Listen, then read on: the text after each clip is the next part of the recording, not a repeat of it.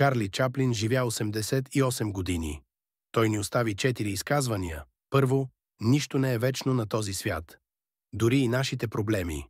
Второ, обичам да вървя под дъжда, защото никой не може да види сълзите ми. Трето, най-загубеният ден в живота е този, в който не сме се смели.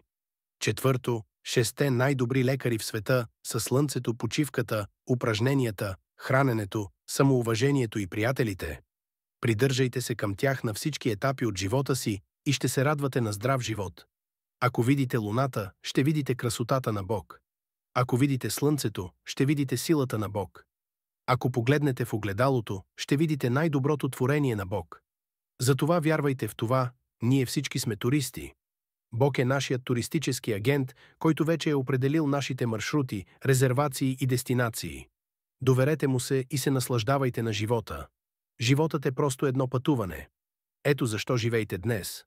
Утрешният ден може и да не дойде. Ако не следвате истинския хъсъл, вероятно никога няма да ни видите отново. Ако го правите, поздравления. Вие растете всеки ден.